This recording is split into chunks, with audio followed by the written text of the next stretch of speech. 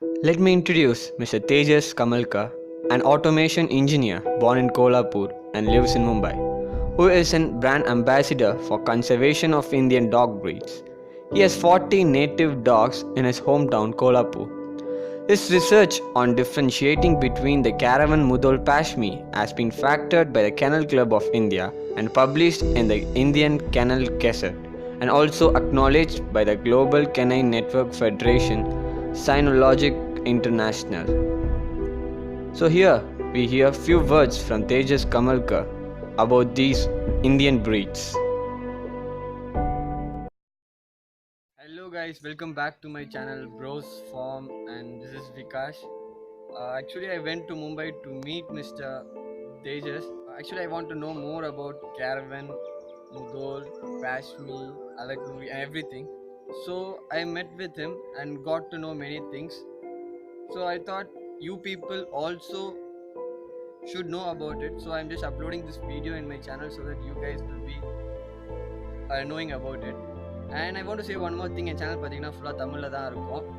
My channel will be in Tamil. Do subscribe my channel, like, share, comment, everything, and support me so that it encourages me to do things like this. And என்னால் இந்த video தமிழில் பண்ண முடியல, ஏன்னு பார்த்தீங்கன்னா வெளியூர் போகும்போது இல்லை அதர் ஸ்டேட் போகும்போது அவங்க லாங்குவேஜ் இது கன்வீனியன்ட்டோ அந்த மாதிரி தான் நம்மளால் பண்ண முடியும். ஸோ அதனால தான் நான் தமிழில் பண்ணேன். நெக்ஸ்ட் டைம் வீடியோவில் பார்த்தீங்கன்னா மதுரைக்கு நான் போயிருக்கேன். அந்த வீடியோ கொஞ்சம் இன்ட்ரெஸ்டிங்காக இருக்கும். என்ன வீடியோன்னு நான் அப்புறமா பாருங்கள். Mr. Tejas is living in Mumbai and his kennel is in Kolhapur. So I couldn't go to Kolhapur and take videos of his dog. So I just asked him to send few of his dog's videos. So I managed his videos with that. If I go to Kolhapur next time, I will surely take videos from his kennel and upload it in my channel. This time I couldn't, sorry for that. Here are a few words from Mr. Tejas about Caravan, Mudhol and Pashmi.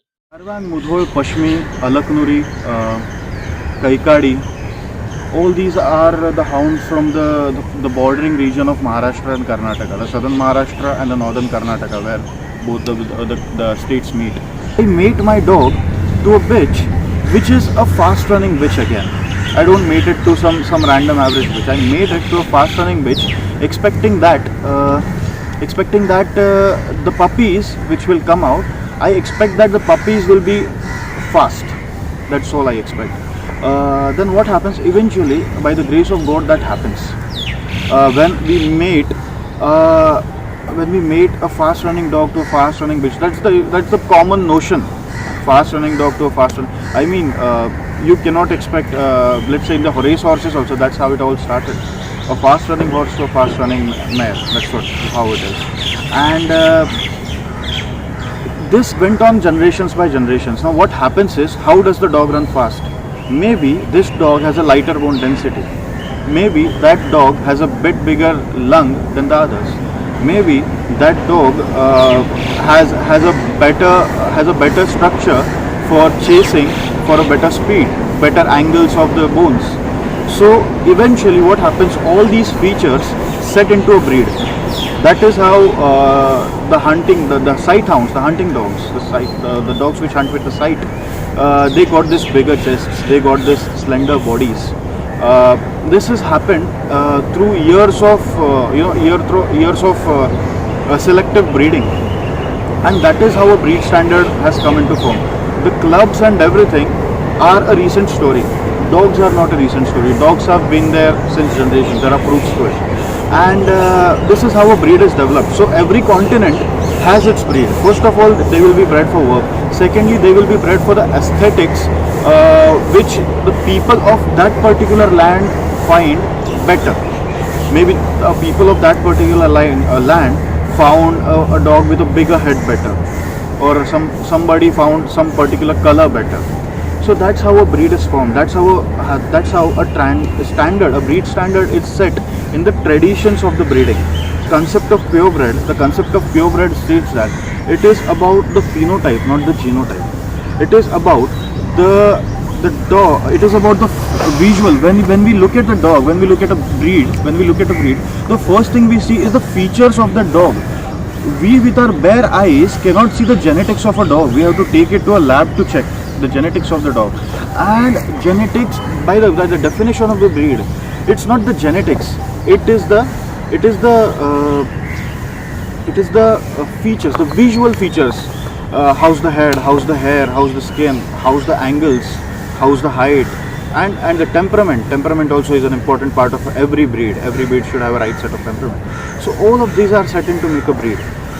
So that's the question. The history and origin of the dog, that it hasn't come from anywhere, but every continent has their own dog. The Europeans have the greyhounds.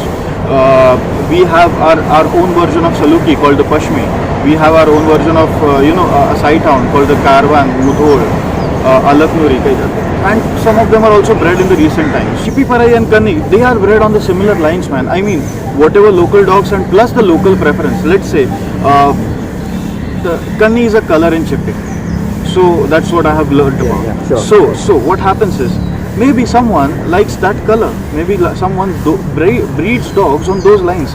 Maybe he has quite a few generations of dogs of Kanni color. So eventually the colors filter out in the color code genetics chart, and there is a high probability of you getting Kannis repetitively in that line. That's the origin, at least, of the hounds in our country. Whatever it is, it's developed out here. About the appearance of the Pashmi. Pashmi will have feathering, long ear leathers. The ears itself will be longer. Upon those long ears will be longer hair.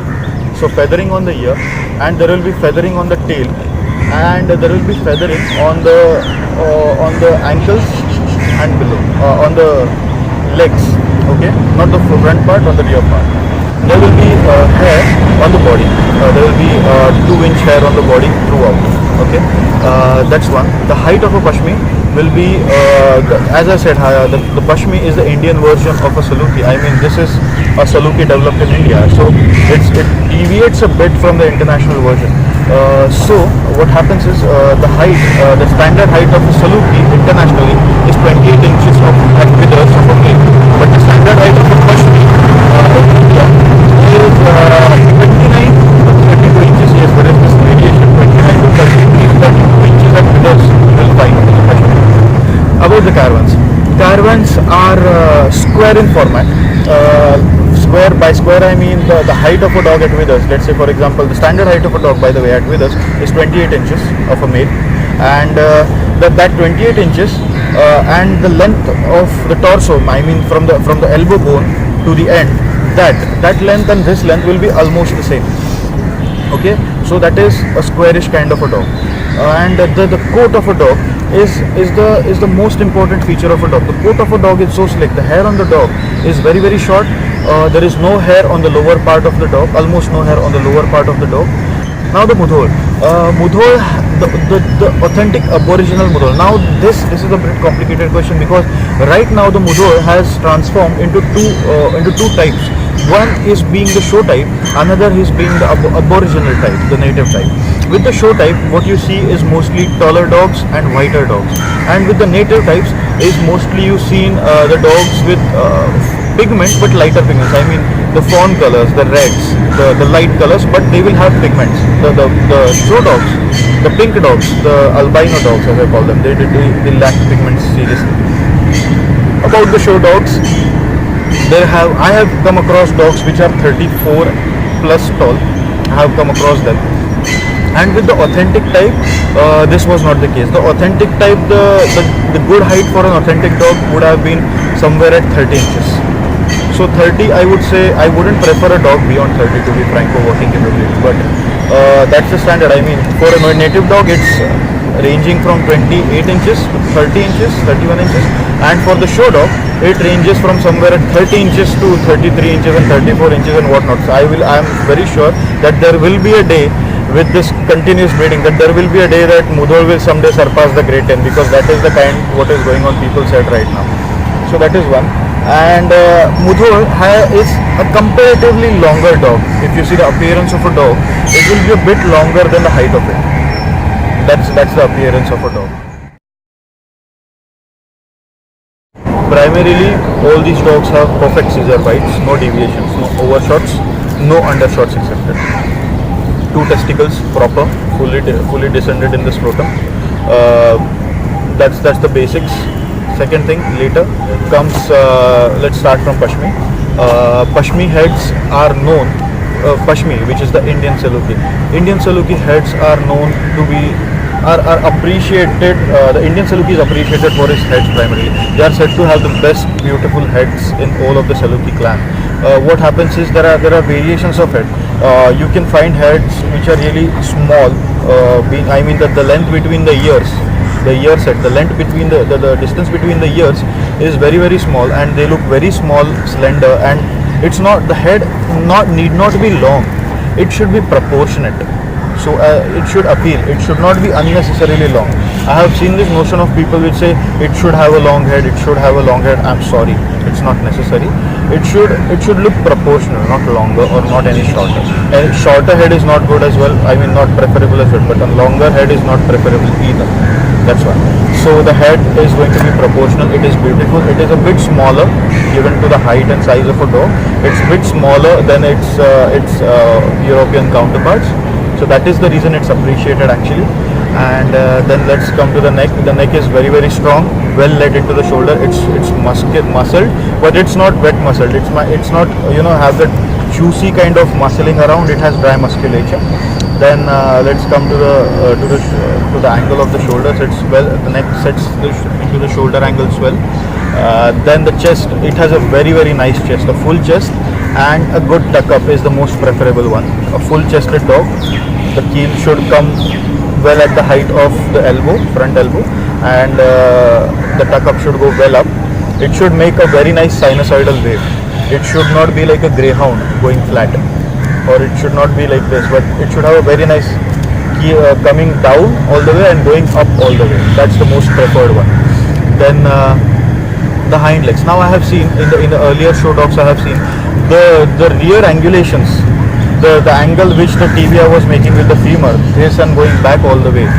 The rear angulation was very extreme in the show dogs, but that's not the case. I mean, people have this notion that the better the angulation, the faster the dog is going to run. I say I'm sorry. You see the Derby dogs I suspect are the faster. Of course, they are the fastest. But if you see them, the angulation need not be very long. Just this angle. If you drop a line from the buttock of a dog to in a stacked position, if you draw a line from the buttock of a dog to the ground, the toenail should touch that line. This much angulation, and when you draw a line, and the toenail should touch that line, so that much angulation is enough for a dog. And all the indigenous dogs, since they were bred on work, and for work you need only that much angulation, so all the dogs have adequate angulation. It's not that they are going to have very straight legs. No, they are not. But at the same time, they are not going to have this elaborate angulation, because you don't need that. That is not a plus but a minus to a dog. It hampers the agility of a dog. So that's about the tail.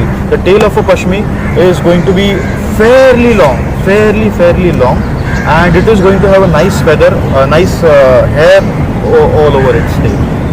Carvan heads again are very beautiful. They are the most proportionate heads, I would say. Not very long and not very small, very short. But they are, compared to the body, yes, they are preferred small. And the neck is muscled, but not as much as a Pashmi, but it's decently muscled. Carvan is a lighter dog. It's very light bone dog, low density bone dog, and the legs will appear to be very thick. The legs will appear to be long. The chest will be extremely beautiful, because since there is no coat, you can see the full chest, the full curve of the chest, the full sinusoidal curve. It will drop down completely, and it will go up completely. It is very beautiful to look at. The angles will be standard. I mean, the rear is not that extended as it's depicted to be. It's very standard. The tail is very thin. The tail has this almost straight, like a sword, like an Indian sword dropping down. It should not have a curve on the tail or something like that. And it's very thin. It should not have a bushy tail or a curved tail or anything of that sort. About Mudhol.